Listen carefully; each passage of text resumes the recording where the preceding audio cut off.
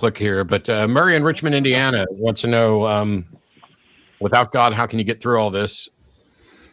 Go ahead, Murray. You're on with Debbie, Nick, and Matt. Hi. I just kind of recently decided that atheism was true, and that, and at first I was really happy to look at the stuff that beat up on Christianity, but now it's like it seems real to me that that's right, and I guess I could call myself an atheist now. But always before in my life there was, if something was going wrong, I could talk to God and say that God will protect me, and then I'd be confident, like I wouldn't get the virus. But now it's like I don't have that comfort anymore, and it's like I don't know how to deal with it. Any ideas? So once upon a time, you thought God would protect you from the virus, and now you realize that God's not going to protect you from the virus. That sounds like a good thing. The recognition that you once thought you were safe when you really weren't. But now it's like, how do I deal with the fear?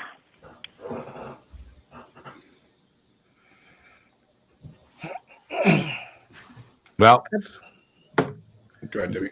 Go ahead, Debbie. No,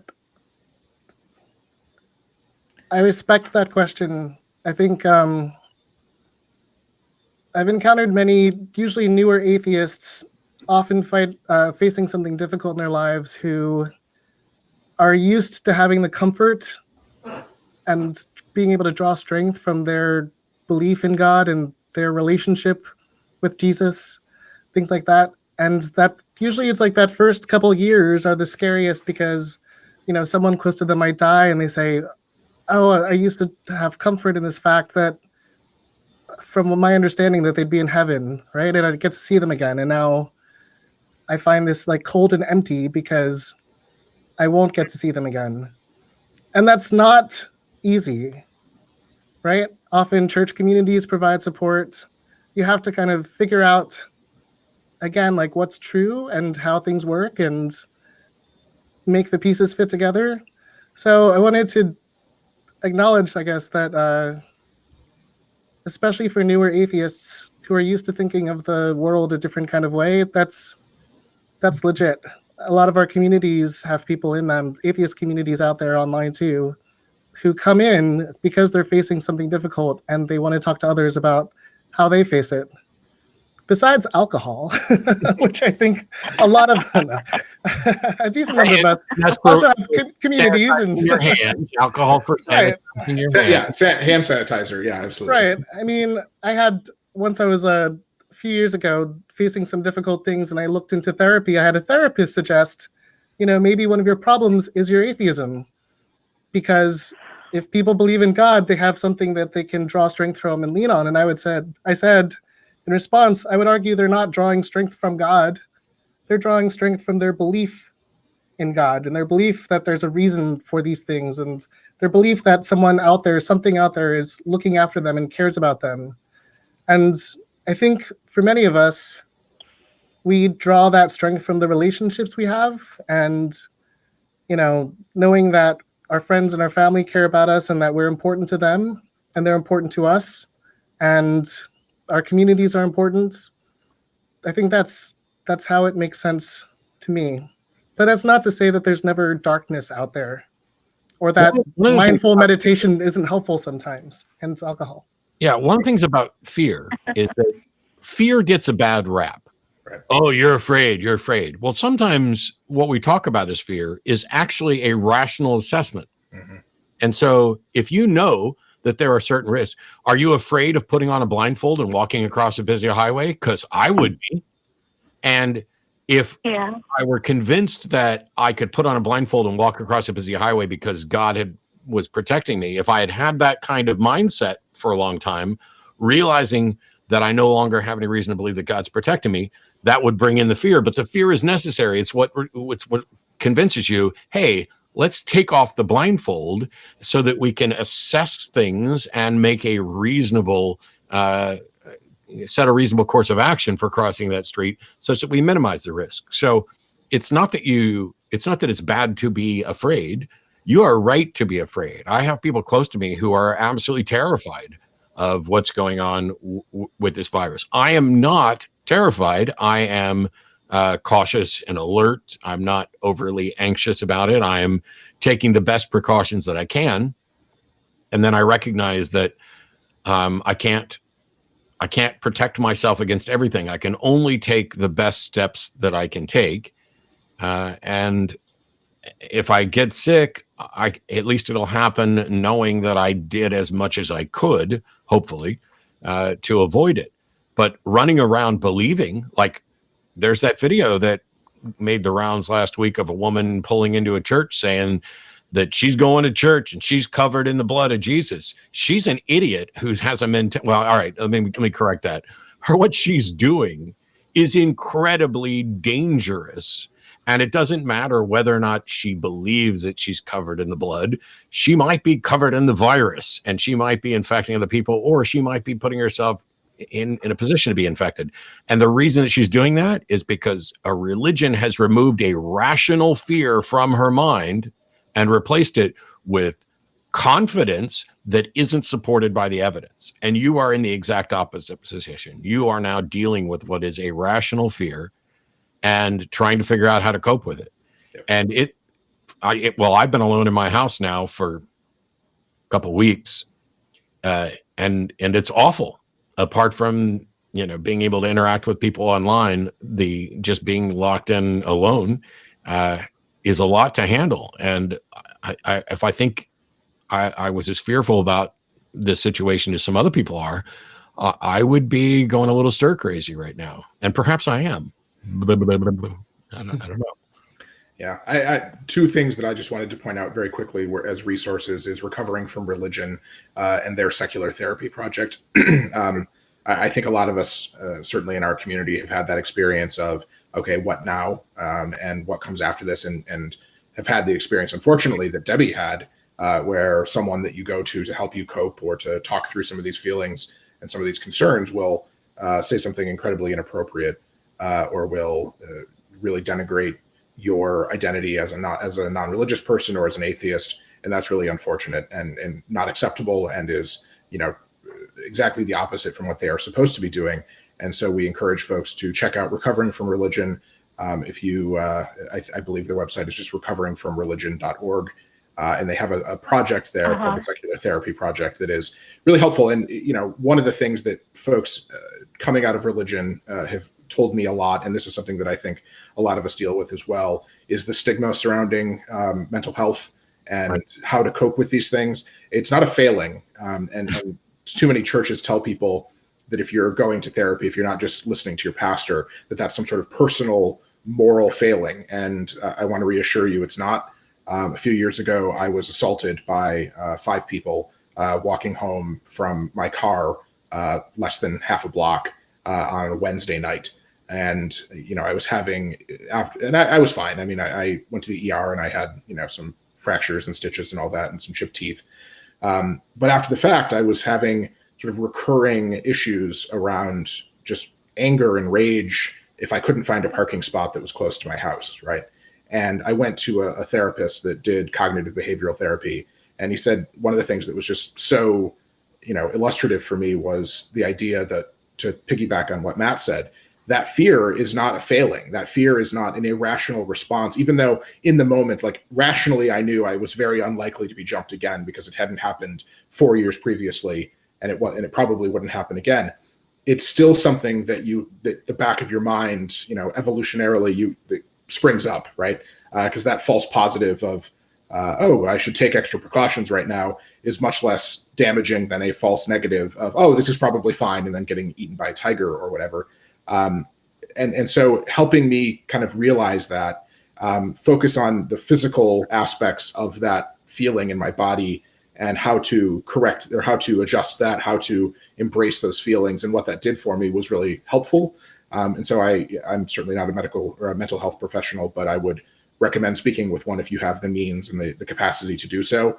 There's a lot of really great teletherapy that's happening right now where you can just speak with a counselor, even if it's an informal setting, and help process that. And it's not a failing. It's a great thing to do.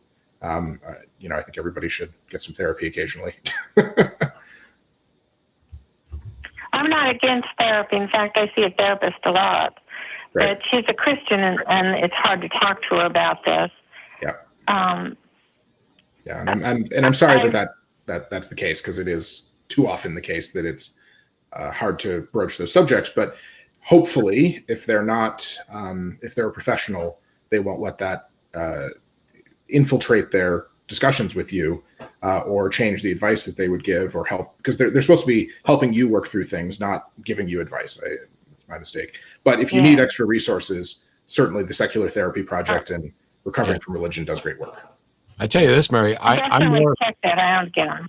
Mm-hmm. Yeah, I'm more afraid in some ways of what's going to happen after the crisis is over, and the broader impact of this with regard, do we enter another depression? How do we, not just economic recovery, but social recovery as well? This has stalled not just production of goods, but also it has stalled progress on certain initiatives. And maybe there are some incredibly good things that have come out of it. Maybe there are some horrific things that have come out of it. How's it going to impact the elections?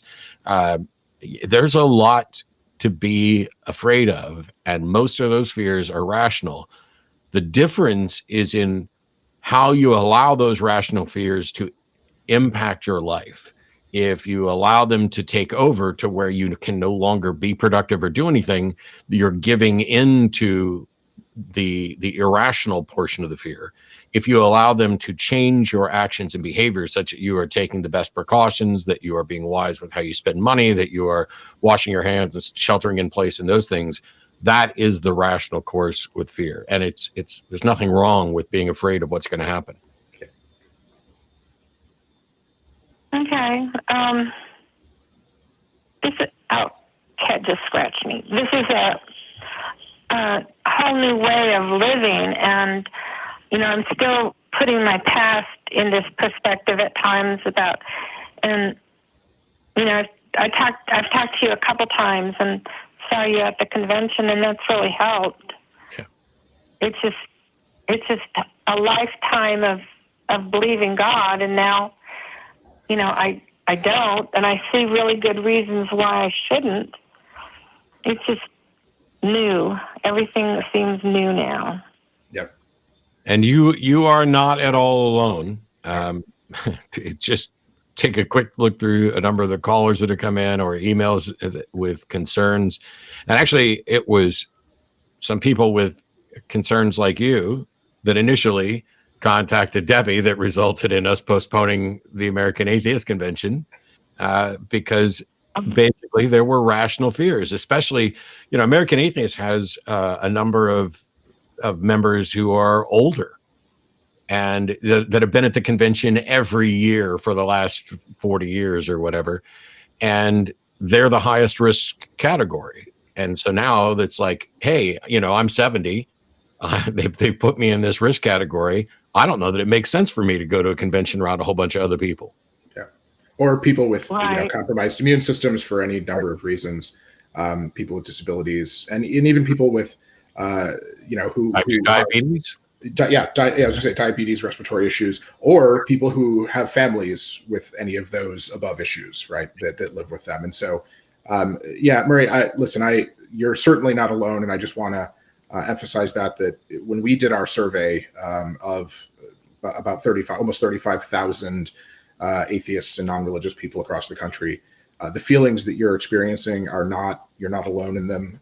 It is a huge change. And I just want to, commend you and say, I know it's really tough and you're not going through it alone. And if you can find people to just talk to and be part of a community with those folks. That's the Discord server. Yeah. And just find people to talk to, because sometimes that's the best way to work through these problems and to address the concerns that you're facing, is just to have someone you can lean on. And that's a lot of what church provides. And Debbie said it, I think, perfectly, that it's not actually God that's giving people strength. It's people's belief that someone is watching out for them and cares about them. And I just want to, let you know that there are a lot of people out here that care about you and care about what happens to you. And that's, that's what being part of a community is all about. And so, if you're not part of a formal community, we found that people who were part of a local group of some kind had much better outcomes in terms of mental health, depression, and so on, and felt a lot more connected to what was going on by being members of those communities. Just to tease some results of our survey and answering your question here, but that I think is a really powerful thing. So if you're not yet part of a community, I hope you can find one. And if there's not a community in your town, this is one of those cases where if you have the capacity to build it, they certainly will come. There are tons of people I guarantee, in your town, in your county, wherever you are. That feel and in the way. meantime, stay reasonably scared. Stay reasonably scared, and find some people you can interact with, and know that you're not alone. Yeah. Right. So the fear isn't bad. Like I'm over 60 and I have diabetes, so I'm in the high risk group. So I've been super careful. Yeah. But it sounds like you're doing what you need to do. Yep. I guess the fear is not a bad thing then. No. Not at all. And I appreciate the call, Murray. We're going to go on to a couple of the people, Okay. but stay reasonably scared. It's kind of an irony, leveraging off what Debbie said. When I was a believer and I thought that God was protecting me, one of the things that made this valuable wasn't just the belief; it was the community around that was like, "Yes, God's got you. God's got you. God's got you.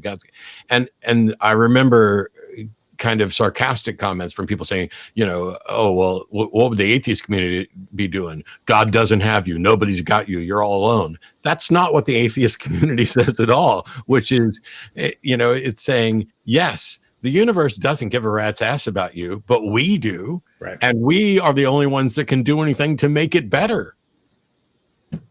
Yeah. That's, I think, one of the most valuable things I've carried with me from Christian things is the Serenity Prayer of but a secular version. So can I do something about this thing that's freaking me out or causing me to stay up late at night? No, then probably I should stop reading articles on my computer at 2 a.m. about it, and maybe I should focus on the things. You're laughing because you do this. Yeah, I think we both are laughing because we both do this.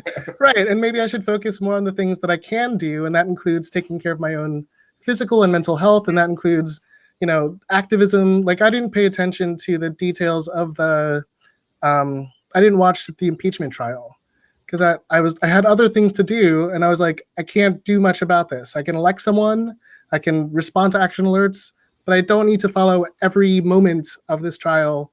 Right. It brings me down. So let me put more energy into the things I can do something about. That's why I do activism. I'd much rather get my news from Seth Meyers anyway. Yeah. Time for a closer look. Boom. That's a nugget I can digest without feeling overwhelmed. Yeah. Is there anything I can do about this? If not, is there something I might be able to do about it in the future? If not, is there something I could do now that might allow me to do something about it in the future?